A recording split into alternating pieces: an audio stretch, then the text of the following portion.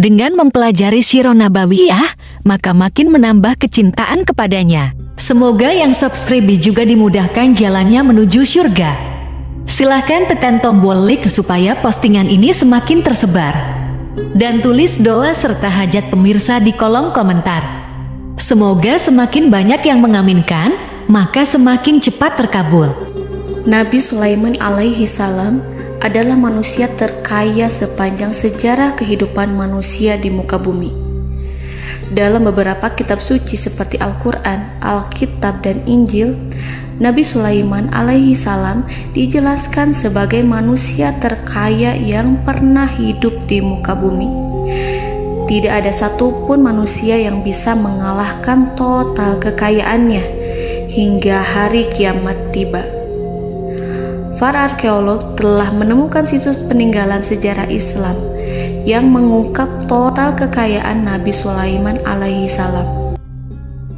Erez bin Yosef, seorang profesor sekaligus peneliti, ia menyatakan bahwa 3.000 tahun yang lalu Nabi Sulaiman alaihi salam diperkirakan memiliki kekayaan senilai 2,2 triliun US dollar.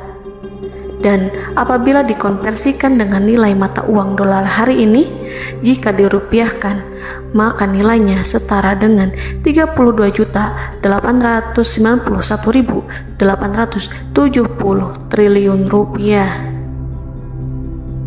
Profesor itu juga menjelaskan bahwa kekayaan Nabi Sulaiman alaihi salam berasal dari dua sumber, yakni istana kerajaan dan tambang tembaga. Nilai itu berkali-kali lipat lebih banyak dari total kekayaan negara Indonesia yang hanya mencapai 11.454 triliun per 30 Desember 2021. Nabi Sulaiman alaihi salam memiliki beberapa mukjizat. Di antaranya adalah dapat berbicara dengan bahasa binatang. Beliau dapat memerintah mereka untuk melakukan sesuatu. Beliau juga dapat mengendalikan besar kecilnya tekanan angin dan dapat mengatur ke arah mana angin akan berhembus. Sehingga dengan itu Nabi Sulaiman dapat memanfaatkan angin sebagai kendaraannya dan juga kendaraan tentaranya. Nabi Sulaiman juga bisa melunakkan besi dan membentuknya menjadi pakaian perang yang anti tusukan senjata tajam. Nabi Sulaiman juga memimpin para jin. Mereka tunduk dan patuh pada perintah Nabi Sulaiman alaihi salam. Tidak hanya setan, iblis laknatullah yang merupakan makhluk pembangkang dapat dibuat tunduk bertekuk lutut pada perintah-perintah Nabi Sulaiman. Nabi Sulaiman bisa melakukan teleportasi, yaitu berpindah dari suatu tempat ke tempat yang lain dalam waktu singkat. Peristiwa itu dibuktikan dengan pemindahan singgasana Ratu Balqis atas perintah Nabi Sulaiman. Nabi Sulaiman dikenal sebagai raja yang adil dan bijaksana. Nabi Sulaiman diberkahi kecerdasan yang luar biasa untuk menyatu padukan segenap kekuatan yang Allah berikan kepadanya. Ia mengelola dan membawa kerajaannya menjadi kekuatan raksasa yang tak terkalahkan di masanya dengan segenap kemampuan yang dimilikinya. Tentara Nabi Sulaiman adalah tentara terkuat di bumi tanpa ada yang menandingi. Pertanyaan mendasar yang muncul kali ini adalah dari mana sumber kekayaan dan kekuatan Nabi Sulaiman alaihi salam? Untuk mendapat jawaban dari pertanyaan itu, simak video ini sampai akhir. Sebelum itu, mari bantu channel ini terus berkembang dengan cara subscribe dan nyalakan tanda loncengnya. Berikan komentar yang positif dan berikan like serta share video ini. Bismillahirrahmanirrahim. Sungguh kami benar-benar telah menganugerahkan ilmu kepada Daud dan Sulaiman. Keduanya berkata, segala puji bagi Allah yang melebihkan kami dari kebanyakan hamba-hambanya yang mukmin. Sulaiman telah mewarisi Daud dan dia berkata, wahai manusia, kami telah diajari untuk memahami bahasa burung dan kami dianugerahi segala sesuatu. Sesungguhnya semua ini benar-benar karunia yang nyata. Quran Surat An-Naml ayat 15-16. Saudara-saudaraku yang dirahmati Allah, pada ayat di atas disebutkan bahwa Sulaiman telah mewarisi Daud. Nabi Sulaiman mewarisi Nabi Daud dalam sisi kenabian dan kekuasaan, bukan mewarisi harta, karena para nabi tidak mewariskan harta. Sebab sepeninggalan mereka, harta para nabi menjadi sedekah bagi orang-orang yang ada di sekitarnya, yaitu orang-orang fakir dan orang-orang yang membutuhkan. Dan harta para nabi tidak dikhususkan bagi kalangan keluarganya. Rasulullah Shallallahu Alaihi Wasallam bersabda, "Kami para nabi tidak mewariskan." Nabi Sulaiman mewarisi kenabian dari Nabi Daud. Ini adalah hal yang jelas. Allah telah memilihnya sebagai nabi dari Bani Israel. Begitu juga Allah telah memberinya kekuasaan kerajaan sehingga ia menjadi pemimpin Bani Israel. Barangkali sesuatu yang paling penting yang diwarisi oleh Nabi Sulaiman dari Nabi Daud adalah tradisi militer. Kemajuan militer yang dahsyat telah berpindah kepada Nabi Sulaiman. Nabi Daud sebenarnya adalah seorang pengembala kambing yang sangat miskin, tetapi seiring dengan perjalanan waktu, ia menjadi komandan pasukan tiada tanding. Nabi Daud alaihi salam mengetahui bahwa kekuatan hakiki yang mengatur alam semesta adalah kekuatan Allah. Ketika Nabi Daud mengelurkan tangannya dan memegang potongan batu, lalu beliau melemparkannya dengan ketepel ke arah Jalut, kepala Jalut retak dan ambruk menghantam tanah. Ini sebagai bentuk demonstrasi kekuatan darinya.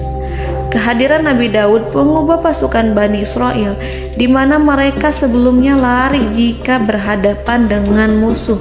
Maka kini keberadaan mereka mulai diperhitungkan di masa hidupnya.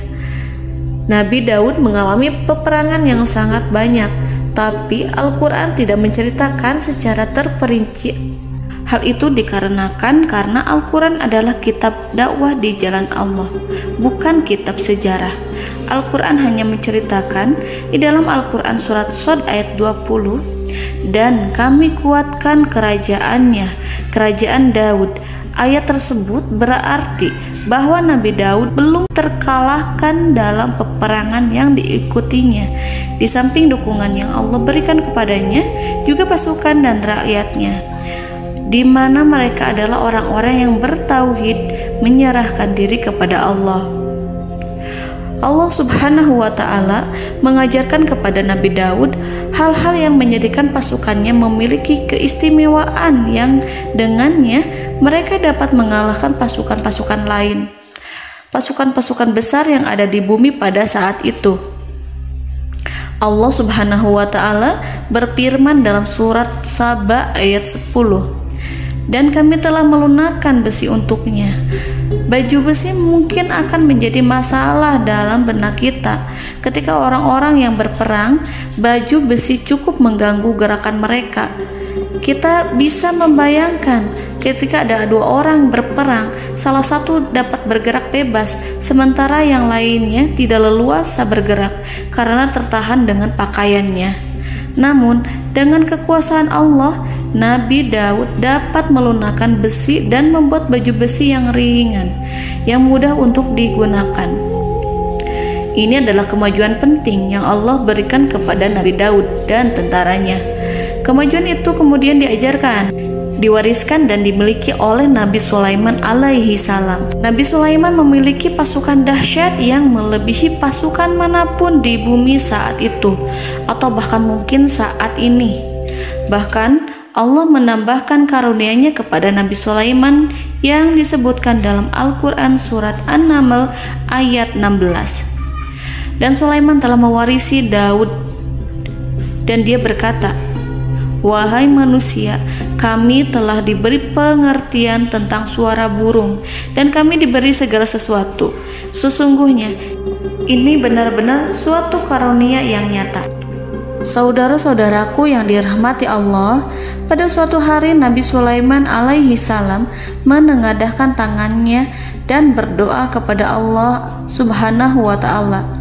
Antara hati Nabi dan Allah tidak ada penghalang, tidak ada jarak, tidak ada sekatan waktu, tidak ada satupun dari para nabi yang berdoa kepada Allah kecuali doanya pasti dikabulkan. Doa Nabi Sulaiman alaihi salam direkam dalam Al-Quran surat Shad ayat 35. Nabi Sulaiman berkata, "Ya Tuhanku, ampunilah aku, anugerahkanlah kepadaku kerajaan yang tidak dimiliki oleh seorang pun sesudahku." Nabi Sulaiman menginginkan dari Allah sesuatu kerajaan yang belum pernah diperoleh oleh siapapun setelahnya. Allah Subhanahu wa ta'ala mengabulkan doa Nabi Sulaiman dan memberinya kerajaan tersebut. Nabi Sulaiman mewarisi kekuasaan, kenabian, hikmah ilmu dari Nabi Daud alaihi salam. Orang-orang menyebut Nabi Sulaiman Al-Hakim, Sulaiman yang bijaksana. Kebijaksanaan Nabi Sulaiman tidak terbatas pada keadilannya di tengah-tengah manusia dan juga kasih sayangnya kepada mereka. Namun, kebijaksanaan Nabi Sulaiman juga berlaku di kalangan burung dan binatang lainnya. Nabi Daud juga mengenal bahasa burung, tetapi Nabi Sulaiman dapat berbicara dengan bahasa burung. Bahkan, ia dapat menggantikannya sebagai pembantunya. Ketika Nabi Daud bertasbih di gunung, burung-burung serta binatang buas ikut bertasbih bersamanya. Bahkan angin pun berhenti untuk mendengarkan tasbih itu. Sedangkan Nabi Sulaiman alaihi salam, Allah Subhanahu wa ta'ala memberinya karunia lebih dari itu, di mana binatang-binatang buas tunduk padanya, begitu juga angin dan burung. Saudara-saudaraku yang dirahmati Allah, Nabi Sulaiman alaihi salam mampu mendengarkan bisikan semut yang berbicara kepada sesama mereka. Bahkan ia mampu memerintahkan semut tersebut sehingga semut itu menjadi taat pada perintahnya. Pasukan Nabi Sulaiman memiliki kekuatan yang sangat dahsyat. Belum pernah ada di dunia ini satu pasukan pun yang memiliki kekuatan seperti itu. Kekuatan Nabi Sulaiman berasal dari beberapa kombinasi yang sangat mengagumkan, sehingga karenanya ia tidak dapat tertandingi. Kekuatan itu terdiri dari manusia, binatang-binatang, jin, dan lain sebagainya. Kita mengetahui bahwa jin adalah makhluk Allah dan manusia tidak mampu melihatnya atau menghadirkannya atau meminta pertolongan kepadanya. Sedangkan Nabi Sulaiman telah diberi Allah suatu kemampuan untuk menundukkan jin, memperkerjakan mereka sebagai tentara di tengah-tengah peperangan. Bahkan ia mampu menjadikan mereka sebagai pekerja-pekerja kasar di kerajaannya saat tidak ada peperangan. Oleh sebab itu, ketika ada pasukan lain yang mencoba melawan pasukan Nabi Sulaiman, mustahil mereka akan mendapatkan kemenangan. Bahkan pasukan Nabi Sulaiman diperkuat oleh pasukan burung. Burung di pasukan Nabi Sulaiman memerankan tugas penting, yaitu menjadi agen intelijen. Kita mengetahui bahwa peranan informasi saat peperangan adalah hal yang penting. Dari informasi tersebut, pasukan dapat mengetahui keadaan lawannya. Demikianlah peranan burung pada pasukan Sulaiman. Ia terbang di tengah-tengah musuh. Kemudian, ia kembali kepada Nabi Sulaiman untuk menyampaikan berita tentang keadaan lawannya. Di samping jin dan burung, Allah juga menundukkan angin untuk Nabi Sulaiman. Nabi Sulaiman dapat memerintahkan angin dan ia mampu untuk menaiki angin tersebut.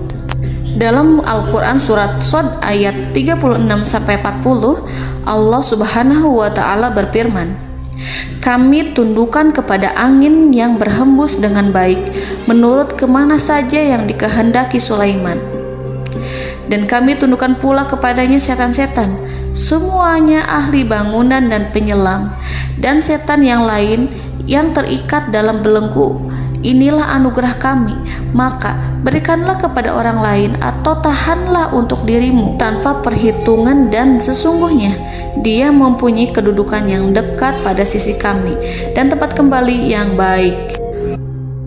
Saudara-saudaraku yang dirahmati Allah, Allah Subhanahu wa Ta'ala juga memberikan kemampuan yang tak seorang pun dari para nabi mendapatkannya, yaitu kemampuan untuk memerintah setan. Setan adalah salah satu bagian dari jin. Ia adalah kelompok yang celaka dari bangsa jin. Kelompok ini sebenarnya tidak mampu dikuasai oleh manusia. Bahkan jin yang soleh tidak dapat mengatur setan. Adapun Nabi Sulaiman, Allah telah memberinya kekuasaan untuk menundukkan setan dan mempekerjakannya, bahkan mengikatnya dengan rantai serta menghukumnya jika ia menentang pada perintahnya. Setan membangun untuk Sulaiman istana-istana, patung-patung dan alat-alat perang. Bahkan setan-setan itu menyelam ke dasar lautan untuk mengeluarkan permata dan yakut untuk Sulaiman. Jika di antara setan yang menentang perintahnya, maka Nabi Sulaiman alaihi salam mengikatnya dengan rantai. Ini semua menunjukkan kekayaan Nabi Sulaiman dan kekuasaannya, di mana ia mampu mengatur banyak makhluk di bumi ini. Tentu saja, kemampuan itu semua adalah atas izin dari Allah Subhanahu wa Ta'ala sebagai mukjizat darinya. Allah Subhanahu wa Ta'ala berfirman dalam Al-Quran surat Saba ayat 12, dan sebagian dari jin adalah yang bekerja di hadapannya di bawah kekuasaannya dengan izin Tuhannya, dan siapa yang menyimpang di antara mereka dari perintah kami, maka kami rasakan kepadanya azab neraka yang apinya menyala-nyala. Para jin itu membuat untuk Sulaiman apa yang dikehendakinya, dari gedung-gedung yang tinggi, patung-patung, dan piring-piring yang besarnya seperti kolam, atau periuk yang tetap berada di atas tungku. Saudara-saudaraku yang dirahmati Allah, Nabi Sulaiman yang bijaksana adalah penguasa yang tak tertandingi di muka bumi. Meskipun memperoleh nikmat-nikmat khusus yang agung itu yang Allah berikan kepada Sulaiman, beliau tetap menunjukkan dirinya sebagai manusia yang paling banyak berzikir kepada Allah dan manusia yang paling banyak bersyukur di zamannya. Saudara-saudaraku yang dirahmati Allah, sebagaimana Allah Subhanahu wa Ta'ala memberikan nikmat kepada ayahnya Nabi Daud alaihi salam, di mana ia mampu melunakkan besi, dan Allah mengajarinya bagaimana cara mencairkan besi, maka Nabi Sulaiman alaihi salam dapat memanfaatkan tembaga yang cair untuk peperangan. Dan juga di saat perdamaian, pada saat peperangan, beliau mencampur tembaga dengan besi dan menjadikannya perunggu. Mereka menggunakan senjata-senjata perunggu dalam peperangan seperti pedang, baju besi, dan juga pisau. Senjata-senjata ini adalah senjata yang paling kuat pada saat itu. Sedangkan di saat damai, tembaga digunakan untuk membuat bangunan, perhiasan, dan sebagainya. Meskipun Nabi Sulaiman mendapatkan nikmat yang besar dan karunia yang khusus, Allah Subhanahu wa Ta'ala mengujinya dengan suatu ujian yang dahsyat. Ujian yang akan selalu datang kepada seorang hamba yang soleh. Ketika hamba itu mendapatkan kedudukan besar, maka ujiannya pun menjadi besar. Allah Subhanahu wa Ta'ala menguji Nabi Sulaiman dengan penyakit. Diceritakan oleh Fahru Roji, Nabi Sulaiman diuji dengan suatu penyakit yang keras, di mana kedokteran saat itu tidak dapat dan tidak mampu mengatasinya. Sakitnya Nabi Sulaiman sangat keras sehingga para dokter dari kalangan manusia ataupun jin tidak mampu menghilangkan penyakit itu. Lalu burung-burung menghadirkan rumput-rumput yang dianggapnya sebagai obat, tetapi Nabi Sulaiman tak kunjung sembuh. Semakin hari penyakit Nabi Sulaiman semakin menjadi-jadi, sehingga ketika Nabi Sulaiman duduk di atas kursi, ia duduk bagaikan tubuh tanpa roh. Seakan-akan ia mati karena saking keras penyakit yang dideritanya. Sakit yang diderita oleh Nabi Sulaiman alaihi salam berlangsung sangat lama. Namun Nabi Sulaiman tidak henti-hentinya berzikir kepada Allah dan meminta kesembuhan kepadanya, serta selalu beristighfar dan mengungkapkan rasa cinta kepadanya. Selesailah ujian Allah terhadap hambanya Nabi Sulaiman. Beliau pun sembuh Nabi Sulaiman merasakan kembali kesehatannya setelah ia mengetahui segala kejayaan dan segala kekuasaan serta segala kebesarannya tidak lagi mampu menghilangkan penyakit yang dideritanya kecuali jika Allah menghendaki. Saudara-saudaraku yang dirahmati Allah, Nabi Sulaiman telah membangun tempat ibadah, tempat sujud, sehingga manusia menyembah Allah di dalamnya. Orang-orang yang membangunnya berjumlah puluhan ribu orang.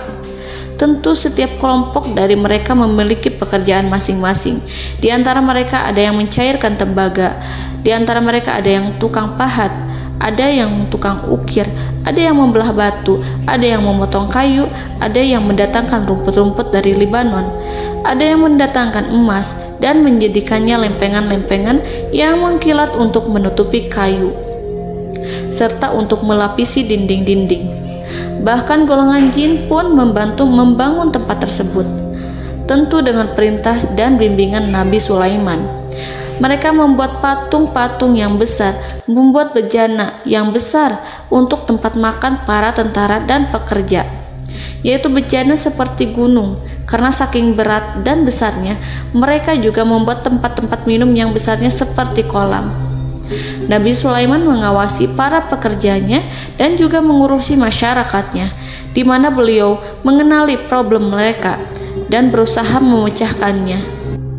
Beliau juga mengawasi pasukan dari kalangan binatang dan burung. Beliau mengetahui apabila ada satu di antara mereka yang tidak datang, kemana ia pergi serta mengapa ia pergi. Nabi Sulaiman menguasai pengetahuan itu semua. Nabi Sulaiman bukan hanya mengetahui problem tentara-tentaranya dari kalangan manusia ataupun tentaranya dari kalangan burung, namun ia juga menunjukkan kasih sayang terhadap semut, di mana beliau mendengar bisikannya dan tidak suka untuk menginjaknya. Nabi Sulaiman selalu menundukkan kepalanya ke bumi sebagai bentuk rasa rendah diri dan syukur kepada Allah. Pada suatu hari, Nabi Sulaiman alaihi salam berjalan di depan tentaranya dan tiba-tiba ia mendengar suara semut yang berkata kepada temannya dari kalangan semut. Hal itu terekam dalam Al-Quran surat An-Naml ayat 18-19. Wahai semut-semut, masuklah ke dalam sarang-sarangmu agar kamu tidak terinjak oleh Sulaiman dan tentaranya, sedangkan mereka tidak menyadarinya. Nabi Sulaiman alaihi salam tersenyum mendengar itu dan ia berdoa, "Ya Allah, ya Tuhanku, berilah aku ilham untuk tetap mensyukuri nikmat-Mu yang telah Engkau anugerahkan kepadaku dan kepada kedua orang ibu bapakku, dan untuk mengerjakan amal soleh yang Kau ridhoi, dan masukkanlah aku ke dalam rahmat-Mu, ke dalam golongan hamba-hamba-Mu yang soleh." Saudara-saudaraku yang dirahmati Allah, meskipun Nabi Sulaiman mendapatkan kekuasaan dan memiliki tentara yang besar, namun beliau menunjukkan kasih sayang terhadap bangsa semut. Beliau mendengarkan bisikannya dan melihat semut yang ada di depannya. Oleh karena itu, tak mungkin baginya untuk menginjak golongan semut itu. Nabi Sulaiman bersyukur kepada Allah telah memberinya nikmat, yaitu nikmat rahmat dan kasih sayang. Di samping itu, Nabi Sulaiman alaihi salam adalah orang paling kaya di dunia. Istananya terbuat dari kayu gaharu yang memiliki wangi harum. Istananya terbuat dari emas yang terkadang dari kristal. Beliau juga memiliki kursi besar yang terbuat dari emas dan permata. Istana Nabi Sulaiman merupakan istana yang paling besar di dunia. Nabi Sulaiman menggunakan pakaian dari emas dan permata. Meskipun demikian, Nabi Sulaiman tetap menunjukkan sebagai hamba yang berserah diri dan rendah diri di hadapan Allah Subhanahu wa Ta'ala. Nabi Sulaiman yang merendahkan diri di hadapan Allah, ia selalu sujud kepada Allah, sebagaimana ayahnya yang selalu bertasbih pada Allah. Nabi Sulaiman selalu melantunkan lagu-lagu cinta ilahi dan hanya memuji Allah Subhanahu wa Ta'ala. Pada suatu hari, Nabi Sulaiman alaihi salam mengeluarkan perintah kepada pasukannya untuk bersiap-siap. Kemudian, Nabi Sulaiman keluar dan memeriksa pasukannya satu demi satu. Kelompok yang pertama adalah kelompok manusia. Nabi Sulaiman memperhatikan kesiapan mereka. Lalu Nabi Sulaiman mengeluarkan perintah-perintah kepada mereka. Kemudian Nabi Sulaiman memeriksa kelompok jin dan menyampaikan perintahnya kepada mereka.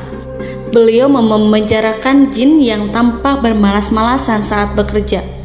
Lalu beliau memeriksa binatang dan berkata kepada mereka, apakah mereka sudah makan dengan baik? Apakah mereka tidur dengan nyenyak? Apakah ada yang mengadu pada mereka, misalkan karena penyediaan makanan yang tidak layak? Apakah ada di sana yang sakit dan lain sebagainya? Ketika Nabi Sulaiman merasa puas dengan semuanya, Nabi Sulaiman memasuki tenda tempat berkumpulnya para burung. Nabi Sulaiman alaihi salam kemudian memasuki tenda tersebut, mengamati keadaan di sekitarnya, sehingga beliau mengetahui bahwa ada satu burung yang tidak hadir, yaitu burung hudhud. Mengapa aku tidak melihat burung hudhud? Burung-burung yang lain tampak terdiam sebagai penghormatan, dan mereka mendengarkan apa yang akan dikatakan pemimpin mereka. Nabi Sulaiman mengarahkan pandangannya pada semua burung dan tidak menemukan burung hudhud di antara mereka. Tak seekor burung pun yang mengetahui keberadaannya. Burung hudhud absen pada apel wajib kali ini. Nabi Sulaiman mulai menampakkan kemarahannya. Tiba-tiba, seekor burung kecil memberanikan diri untuk berkata kepada Nabi Sulaiman, "Wahai Nabi yang mulia, seharusnya hudhud ada bersamaku kemarin untuk melaksanakan tugas penyelidikan. Ia adalah pemimpin misi itu. Namun, burung hudhud belum datang. Oleh karena itu, aku tidak pergi bersamanya." Burung itu tampak gemetar. Nabi Sulaiman mengetahui bahwa hudhud tidak hadir dan tak seorang pun mengetahui kemana ia pergi. Burung hudhud pergi tanpa izin terlebih dahulu. Dalam keadaan marah, Nabi Sulaiman berkata, "Sungguh aku benar-benar akan mengazabnya dengan azab yang sangat keras atau benar-benar menyembelihnya, kecuali jika ia benar-benar datang kepadaku dengan alasan yang jelas." Kawanan burung-burung mengetahui bahwa Nabi Sulaiman sedang marah dan telah menetapkan untuk menyiksa burung hudhud atau menyembelihnya atau justru memaafkannya dengan syarat ia datang dengan membawa alasan yang dapat menyelamatkannya, atau dengan kata lain, burung hudhud dapat memastikan bahwa ia melaksanakan tugas yang penting. Nabi Sulaiman menunjukkan kemarahan yang besar sehingga siapapun akan merasa takut kepada Nabi Sulaiman yang marah. Nabi Sulaiman kemudian pergi dari tempat burung tersebut. Nabi Sulaiman masih memikirkan keadaan burung hudhud. Seharusnya burung hudhud menjadi bagian penting dari badan intelijen. Apakah ia pergi untuk menyingkap suatu, atau apakah ia pergi hanya untuk bermain-main?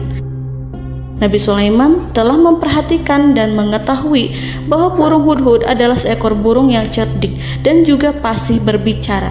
Terkadang Nabi Sulaiman mendapati burung hudhud sedang bermain-main dan menunda-nunda pekerjaannya. Namun ketika Nabi Sulaiman melihatnya, burung hudhud memahami bahwa perbuatannya tidak benar. Oleh karena itu, ia tidak boleh menyampur adukan antara waktu serius dan waktu bermain. Tidak lama setelah itu, burung hudhud tiba di tempat para burung. Burung-burung yang lain berkata kepadanya, "Wahai hudhud, pergilah engkau ke tempat Nabi Sulaiman. Jika ia mengetahui bahwa engkau telah sampai, jiwamu benar-benar terancam." Mendengar itu, burung hudhud segera beranjak. Ia terbang menemui Nabi Sulaiman. Pada waktu itu, Nabi Sulaiman sedang duduk bersama tentaranya yang lain. Burung hudhud berdiri. Ia telah merencanakan untuk memulai pembicaraan dengan Nabi Sulaiman sebelum Nabi Sulaiman bertanya kepadanya kemana dia pergi. Ini sebagai bukti bahwa hudhud telah melaksanakan suatu tugas yang penting. Dalam Al-Quran Surat An-Naml ayat 22, burung hudhud berbicara, "Aku telah mengetahui sesuatu yang kamu belum mengetahuinya, dan kubawa kepadamu dari negeri Saba suatu berita penting yang diyakini seakan-akan burung hudhud hendak berkata, 'Aku adalah hudhud yang miskin, tapi aku mengetahui apa yang tidak engkau ketahui, dan aku telah datang kepadamu dari kerajaan Saba dengan membawa berita yang sangat penting.'" Nabi Sulaiman tampak terdiam menunggu hudhud menyelesaikan kisahnya. Dalam surat An-Naml ayat 23-24, burung hudhud berkata, Sesungguhnya aku menjumpai seorang wanita yang memerintah mereka. Dia dianugerahi segala sesuatu serta mempunyai singgasana yang besar. Aku mendapati dia dan kaumnya menyembah matahari selain Allah. Dan setan-setan telah menjadikan mereka memandang indah perbuatan-perbuatan mereka, lalu menghalangi mereka dari jalan Allah, sehingga mereka tidak mendapat petunjuk. Burung hudhud diam. Nabi Sulaiman merasa bahwa hudhud menunjukkan kepasihan lisannya. Nabi Sulaiman berkata dalam Quran surat An-Naml ayat 27 sambil menunjukkan senyum manisnya. Nabi Sulaiman berkata, "Akan kami lihat apakah kamu benar wahai hudhud, ataukah kamu termasuk orang-orang yang berdusta." Seakan-akan burung hudhud ingin mengatakan, "Aku tidak berbohong, wahai Nabi yang mulia." Namun diamnya Sulaiman membuat takut sehingga burung hudhud terdiam. Nabi Sulaiman terdiam karena berpikir, lalu ia memutuskan sesuatu setelah itu. Beliau melihat kepada lainnya dan meminta secari kertas. Nabi Sulaiman menulis surat singkat dan menyerahkannya kepada hudhud serta memerintahkan kepadanya seperti yang dikatakan dalam Quran surat An-Naml ayat 28. "Pergilah dengan membawa suratku ini, lalu jatuhkanlah kepada mereka, kemudian berpalinglah dari mereka, lalu perhatikanlah apa yang mereka bicarakan." Al-Quranul Karim hanya menceritakan dalam Quran surat An-Naml bagaimana perginya hudhud dan bagaimana ia menyerahkan surat itu. Lalu Al-Quran langsung menyebut keadaan kerajaan Balqis yang saat itu sedang membaca surat di depan para pembesar kerajaan dan para menterinya. Dalam Al-Quran surat An-Naml ayat 29-31 berkatalah Balqis, "Wahai pembesar-pembesar, sesungguhnya telah dijatuhkan kepadaku sebuah surat yang mulia. Sesungguhnya surat ini dari Sulaiman, dan sesungguhnya isinya dengan menyebut nama Allah yang Maha Pengasih lagi Maha Penyayang, bahwa janganlah kalian berlaku sombong terhadapku, dan datanglah kepadaku sebagai orang yang berserah diri." Saudara-saudaraku yang dirahmati Allah, dalam surat tersebut Nabi Sulaiman menyebutkan supaya mereka menyerahkan diri dan tunduk kepada perintah Nabi Sulaiman. Nabi Sulaiman memerintahkan agar mereka meninggalkan penyembahan terhadap matahari. Nabi Sulaiman tidak mempersoalkan akidah mereka dan tidak memuaskan mereka dengan apapun. Nabi Sulaiman hanya memerintahkan bahwa ia berada di atas kebenaran.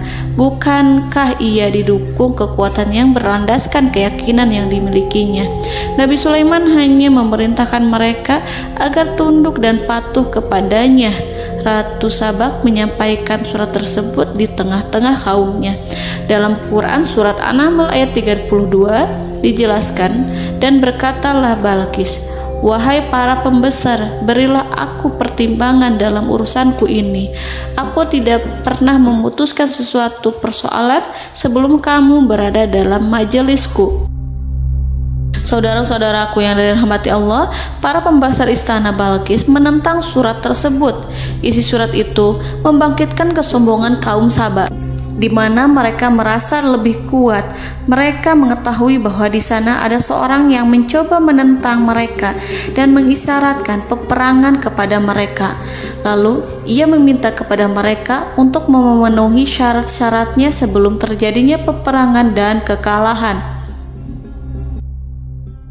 Dalam surat An-Naml ayat 33, mereka menjawab, "Kita adalah orang-orang yang memiliki kekuatan dan juga memiliki keberanian yang sangat besar dalam peperangan.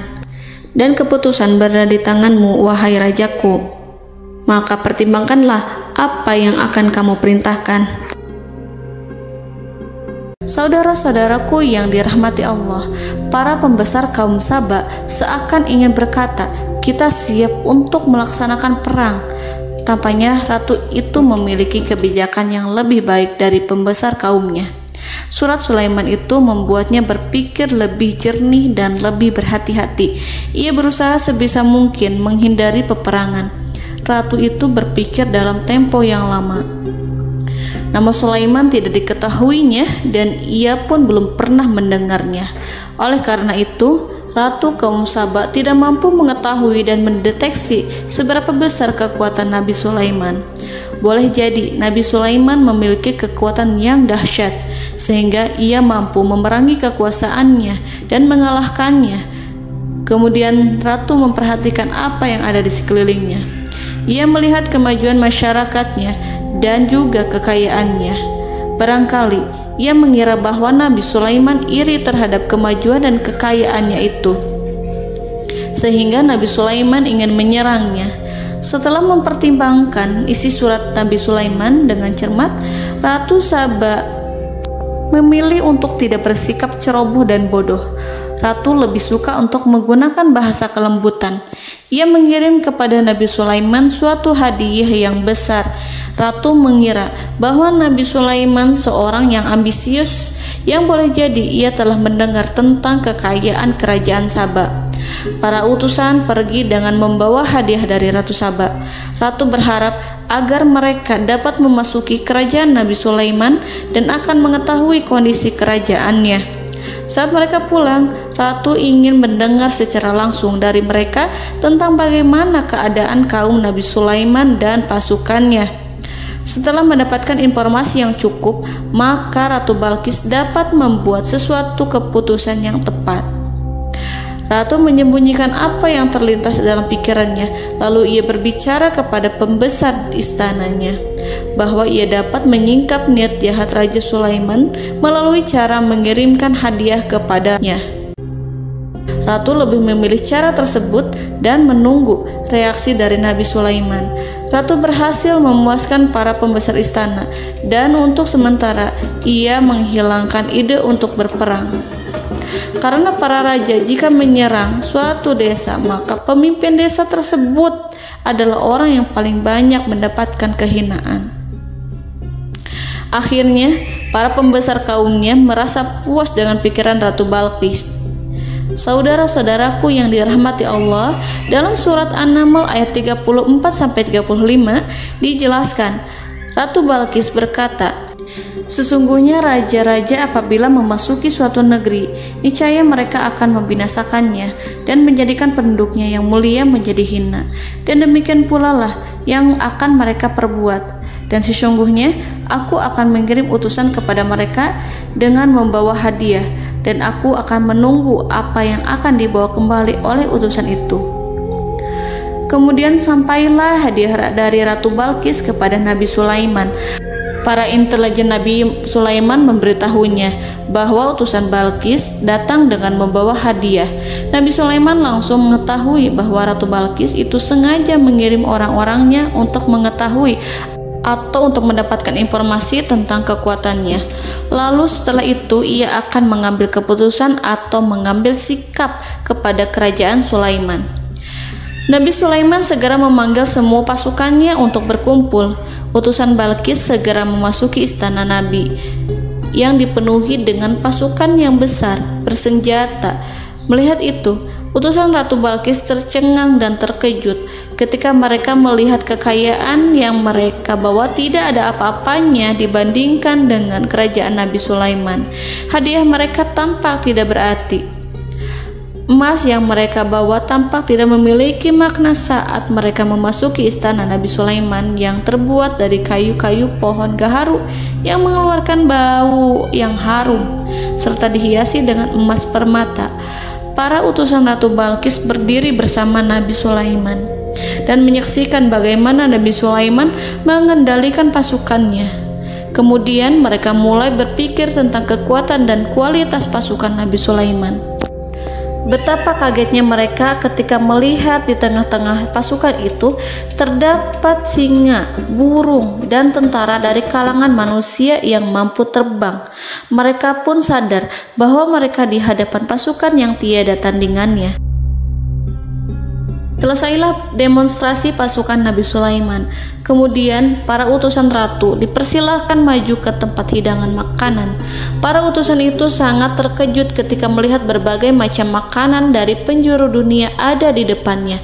Dan di antara makanan itu terdapat pula makanan yang biasa ditemukan di negeri mereka. Tetapi mereka melihat bahwa makanan itu memiliki rasa yang lebih istimewa. Selain itu, piring-piring yang ada di depan mereka terbuat dari emas dan mereka dilayani oleh laki-laki yang berhias dengan emas. Di meja makan itu terdapat burung, ikan laut, dan berbagai macam daging yang mereka tidak mampu lagi membedakan daging apa itu. Nabi Sulaiman tidak makan bersama mereka, tapi beliau makan dengan menggunakan piring yang terbuat dari kayu. Beliau memakan roti yang kering yang dicampur dengan minyak. Inilah makanan yang dipilih Nabi Sulaiman. Makan bersama mereka dalam keadaan diam, mereka merasa kehadiran Nabi Sulaiman menciptakan suatu wibawa yang luar biasa. Selesai perjamuan itu, lalu dengan sangat malu mereka menyerahkan hadiah dari Ratu Balqis kepada Nabi Sulaiman. Hadiah itu berupa emas yang bagi mereka hadiah itu sangat bernilai tinggi. Tapi di sini hadiah itu tampak kecil di hadapan kekayaan Nabi Sulaiman yang sangat mengagumkan. Nabi Sulaiman memperhatikan hadiah dari Ratu Balqis itu dan berkata dalam Quran surat An-Naml ayat 36, "Maka apa yang diberikan Allah kepadaku lebih baik daripada apa yang diberikannya kepadamu, tetapi kamu merasa bangga dengan hadiahmu." Saudara-saudaraku, Raja Sulaiman menyingkap dengan kata-katanya yang singkat itu penolakannya terhadap hadiah mereka. Ia memberitahu utusan itu bahwa ia tidak menerima hadiah tersebut. Ia tidak merasa puas dengan hadiah itu. Yang membuatnya puas hanyalah, janganlah kalian berlaku sombong terhadapku dan datanglah kepadaku sebagai orang-orang yang berserah diri. Lalu Nabi Sulaiman berkata kepada mereka dengan pelan. Hal itu diabadikan dalam Al-Quran surat An-Naml ayat 37. "Kembalilah kepada mereka, sungguh kami akan mendatangi mereka dengan bala tentara yang mereka tidak kuasa melawannya. Dan pasti kami akan mengusir mereka dari negara itu, yaitu negeri Saba, dengan terhina.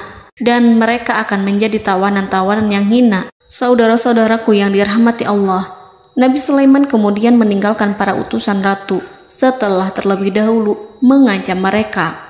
Para utusan itu berharap agar Nabi Sulaiman mau menunggu kunjungan Ratu Balqis yang akan membawa misi perdamaian. Akhirnya, sampailah para utusan Ratu Balqis ke negeri Saba.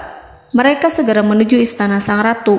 Mereka memberitahu bahwa negeri mereka ada di ujung tanduk.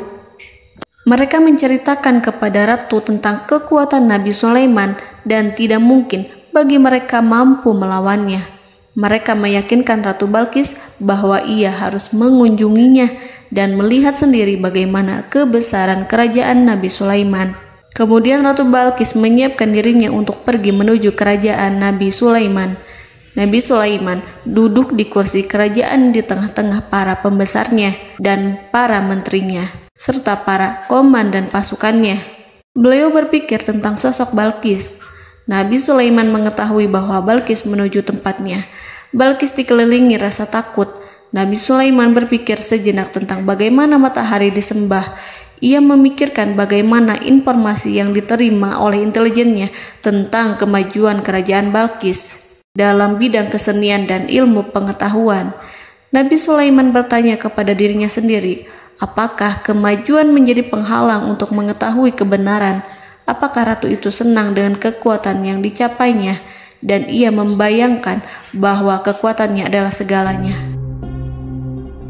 Dengan kemajuan yang dimilikinya, Nabi Sulaiman ingin membuat kejutan agar ratu mengetahui bahwa Islam yang diyakini oleh Nabi Sulaiman adalah satu-satunya yang mampu mendatangkan kemajuan dan kekuatan yang hakiki, sehingga ia dapat membandingkan antara keyakinannya dalam menyembah matahari beserta kemajuan yang dicapainya dengan keyakinan Nabi Sulaiman beserta kemajuan yang diraihnya. Saudara-saudaraku yang dirahmati Allah, para mata-mata Nabi Sulaiman telah memberitahunya bahwa hal yang sangat disegani dan dikagumi oleh kaum Balqis adalah kerajaan Saba, yaitu singgasana Ratu Balqis. Singgasana itu terbuat dari emas dan batu delima. Singgasana tersebut dijaga oleh penjaga yang sangat disiplin, di mana mereka tidak pernah lalai sedikit pun. Oleh karena itu, sangat tepat apabila Nabi Sulaiman menghadirkan singgasananya di sini, di kerajaannya. sehingga ketika ratu tiba, maka ia dapat duduk di atasnya. Nabi Sulaiman ingin membuat kejutan kepadanya dan menunjukkan bahwa kemampuannya tersebut yang berlandaskan pada keislaman. Nabi Sulaiman melakukan yang demikian itu dengan harapan agar si ratu tunduk kepadanya. Ide itu terlintas dalam diri Nabi Sulaiman. Lalu ia mengangkat kepalanya dan menoleh kepada anak buahnya.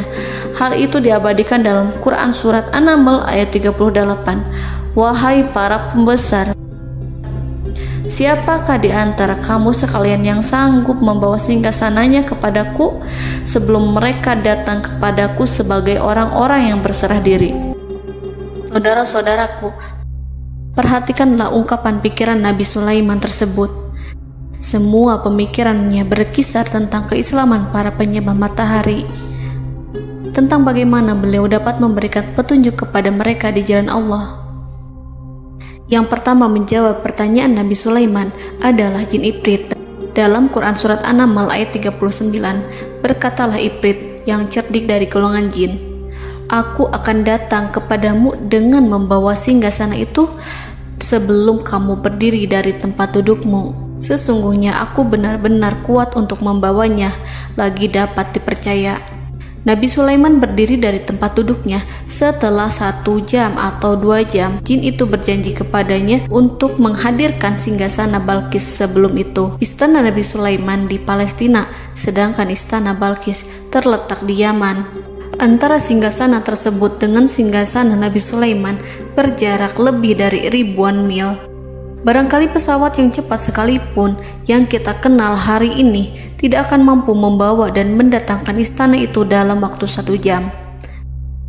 Tetapi masalahnya di sini, berhubung dengan kekuatan jin yang serba misterius, Nabi Sulaiman tidak mengomentari sedikit pun terhadap apa yang dikatakan oleh Ifrit. Nabi Sulaiman tampak menunggu tanggapan lain yang mampu menghadirkan singgasana Balkis yang lebih cepat dari jin Ifrit. Nabi Sulaiman menoleh kepada seorang yang di sana, yang duduk di atas naungan. Hal itu diceritakan dalam Al-Quran Surat An-Naml ayat 40. Berkatalah seseorang yang mempunyai ilmu dari Alkitab, "Aku akan membawa singgasana itu kepadamu sebelum matamu berkedip." Maka tatkala Sulaiman melihat singgasana itu terletak di hadapannya, ia pun berkata, "Ini termasuk karunia Tuhanku untuk menguji aku. Apakah aku akan bersyukur atau mengingkari nikmatnya? Dan barang siapa yang bersyukur, maka sesungguhnya dia bersyukur untuk kebaikan dirinya sendiri. Dan barang siapa yang ingkar, maka sesungguhnya Tuhanku maha kaya lagi maha mulia." Saudara-saudaraku, belum lama seseorang yang mempunyai ilmu dari Alkitab menyatakan kalimatnya, sehingga singgasana itu tiba-tiba ada di depan Nabi Sulaiman, yang mampu menghadirkan singgasana itu lebih cepat dari kedipan mata. Al-Quranul Karim tidak menyingkap kepribadian seseorang yang menghadirkan singgasana itu. Al-Quran hanya menggarisi bahwa orang itu mempunyai ilmu dari Alkitab. Al-Quran tidak menjelaskan kepada kita apakah ia seorang malaikat ataukah manusia ataukah jin. Al-Quran sengaja tidak menyingkap hakikat kitab yang dimaksud. Saudara-saudaraku yang dirahmati Allah, setelah melihat singgasana itu, Nabi Sulaiman bersyukur kepada Allah. Ia mulai memperhatikan singgasana sang ratu. Singgasana tersebut merupakan simbol pembangunan dan juga kemajuan, tetapi tampaknya ia hanya sesuatu yang biasa saja jika dibandingkan dengan kekuasaan dan kebesaran ciptaan yang dibuat oleh manusia dan jin di kalangan istana Nabi Sulaiman. Nabi Sulaiman memikirkan dalam tempo yang sangat lama singgasana Ratu Balkis itu. Kemudian beliau memerintahkan agar singgasana itu diperbaiki, sehingga saat Ratu Balkis datang, dia akan mengujinya. Apakah Ratu Balkis dapat mengenali singgasananya ataukah tidak? Dalam Al-Quran Surat An-Naml ayat 41, Nabi Sulaiman berkata, "Ubahlah baginya singgasananya, maka kita akan melihat apakah dia mengenal ataukah dia termasuk orang-orang yang tidak mengenalnya." Saudara-saudaraku yang dirahmati Allah, Nabi Sulaiman memerintahkan agar dibangun istana yang akan digunakan untuk menyambut Ratu Balkis. Nabi Sulaiman memilih tempat di laut, dan ia memerintahkan agar dibangun suatu istana di mana sebagian besarnya terdiri dari air laut. Nabi Sulaiman memerintahkan agar lantainya itu terbuat dari kaca yang tebal dan kuat, sehingga orang-orang yang berjalan di atas istana itu akan dapat melihat di bawahnya ada ikan-ikan berwarna-warni yang berenang-renang. Dan mereka akan melihat rumput-rumput laut yang bergerak-gerak. Akhirnya, selesailah pembangunan istana itu. Saking bersihnya kaca lantainya, sehingga tampak di sana tidak ada kaca. Burung hudhud memberitahu Nabi Sulaiman bahwa Balqis telah sampai dekat kerajaannya. Kemudian Ratu Balqis datang. Al-Quran tidak menyebutkan keadaan Nabi Sulaiman saat menyambut Balqis, namun Al-Quran menunjukkan dua sikap Ratu Balqis. Yang pertama, bagaimana sikap Balqis ketika pertama kali melihat singgasananya yang datang mendahuluinya, padahal ia telah meninggalkan pengawalannya untuk tetap setia menjaga singgasananya itu. Keadaan kedua adalah keadaan di depan istana yang dibangun untuk penyambutan Balqis.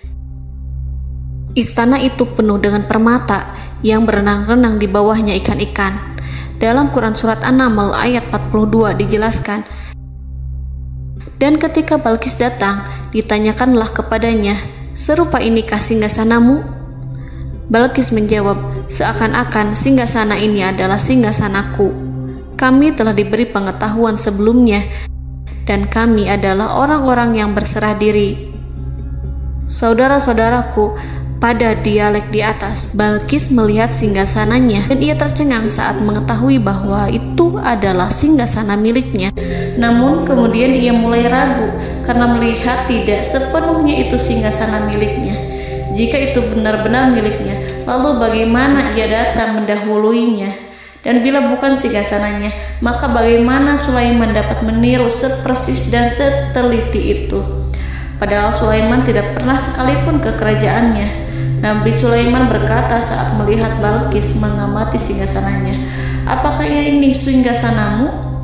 Balqis terlihat sangat kebingungan, namun setelah itu ia menjawab, "Sepertinya benar." Nabi Sulaiman berkata, "Kami telah diberi ilmu sebelumnya dan kami sebagai orang-orang muslim." Saudaraku yang dirahmati Allah, melalui pertanyaan Nabi Sulaiman ingin mengisyaratkan kepada Balqis agar ia membandingkan antara keyakinannya beserta ilmu yang dicapainya dengan keyakinan Nabi Sulaiman yang muslim beserta pengetahuan yang telah diraihnya. Penyembahan terhadap matahari dan pencapaian ilmu yang dicapai oleh Ratu Balqis tanpa tidak ada apa-apanya dibandingkan dengan ilmu Nabi Sulaiman dan keislaman. Nabi Sulaiman telah mendahuluinya dalam bidang ilmu karena keislamannya. Karena itu, sangat mudah baginya untuk mengungguli Balqis dalam ilmu-ilmu yang lainnya. Demikianlah yang disyaratkan dalam pertanyaan Nabi Sulaiman kepada Ratu Balqis. Ratu Saba itu mengetahui bahwa ini adalah singgasananya, di mana singgasana itu datang lebih dahulu daripada dirinya. Beberapa bagian darinya telah diubah saat Balqis masih di perjalanan menuju ke tempat Nabi Sulaiman. Ia berpikir kemampuan apa yang dimiliki Nabi Sulaiman. Ratu Balqis tercengang melihat apa yang disaksikannya, yang berupa buah dari keimanan Nabi Sulaiman dan hubungannya dengan Allah Subhanahu wa Ta'ala. Sebagaimana Balqis juga tercengang ketika melihat kemajuan di bidang ilmu pembangunan, seni, dan ilmu-ilmu yang lainnya. Maka ia tidak lebih kagum lagi saat melihat hubungan yang kuat antara keislaman Nabi Sulaiman dengan ilmunya serta kemajuan yang diraihnya. Dalam Al-Quran Surat An-Naml ayat 43 dijelaskan, dan apa yang disembahnya selama ini selain Allah mencegahnya untuk melahirkan keislamannya, karena sesungguhnya ia terdahulu termasuk orang-orang yang kafir. Saudara-saudaraku yang dirahmati Allah, berguncanglah dalam benak Balqis ribuan hal ketika melihat keyakinan kaumnya runtuh di hadapan Nabi Sulaiman. Ia menyadari matahari yang disembahnya hanya merupakan ciptaan Allah, dan Allah lah yang menggerakkannya untuk hamba-hambanya. Lalu terbitlah matahari kebenaran dalam dirinya. Hatinya diterangi oleh cahaya baru yang tidak akan tenggelam seperti tenggelamnya matahari. Masa keislamannya hanya menunggu waktu. Ratu Balqis memilih waktu yang tepat untuk mengumumkan keislamannya. Allah Subhanahu wa Ta'ala berfirman dalam Quran Surat An-Naml ayat 44. Dikatakan kepadanya, masuklah ke dalam istana. Maka tatkala ia melihat lantai istana itu, dikiranya kolam air yang besar dan disingkapnya 2 betisnya. Berkatalah Sulaiman, sesungguhnya ia adalah istana licin yang terbuat dari kaca. Berkatalah Balqis, wahai Tuhanku, sesungguhnya aku telah berbuat zalim terhadap diriku dan aku berserah diri bersama Sulaiman kepada Allah Tuhan semesta alam. Saudara-saudaraku yang dirahmati Allah, dikatakan kepada Balqis, masuklah ke dalam istana. Ketika ia masuk, maka ia tidak menyaksikan adanya kaca, tetapi ia melihat air, sehingga ia mengira akan bersinggungan dengan air.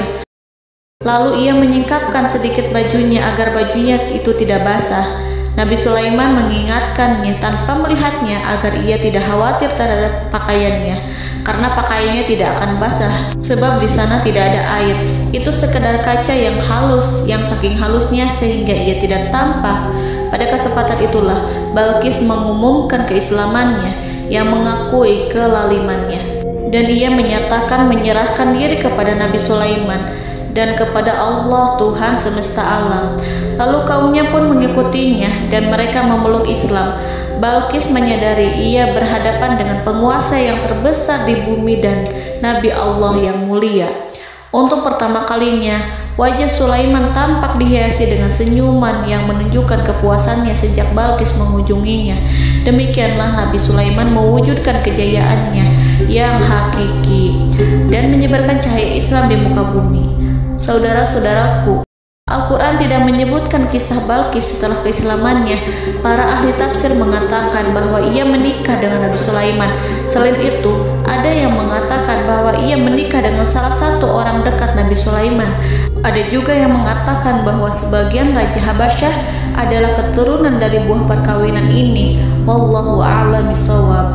Saudara-saudaraku yang dirahmati Allah, Nabi Sulaiman hidup di tengah-tengah kejayaan dan kemuliaan di bumi.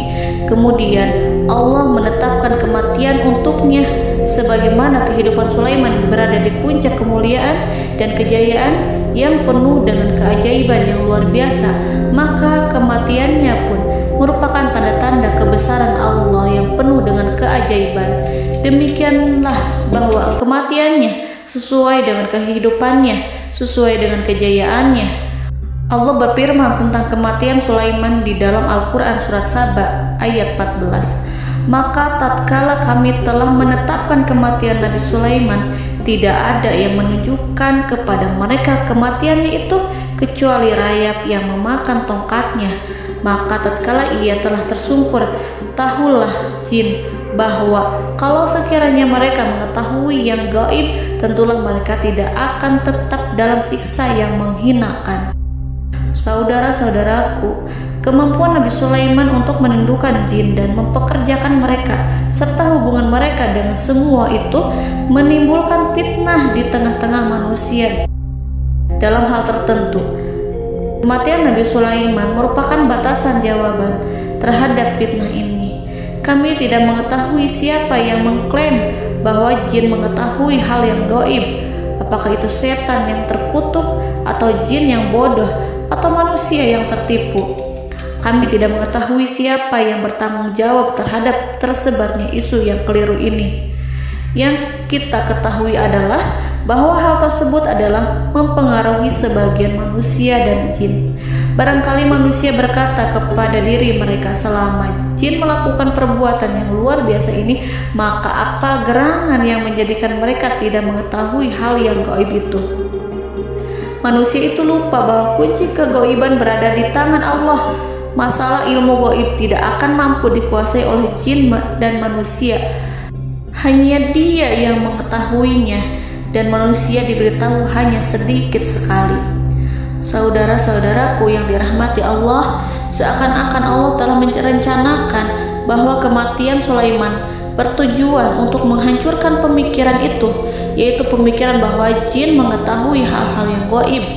Jin bekerja untuk Nabi Sulaiman selama beliau hidup, dan tatkala beliau meninggal, maka tugas mereka menjadi bebas.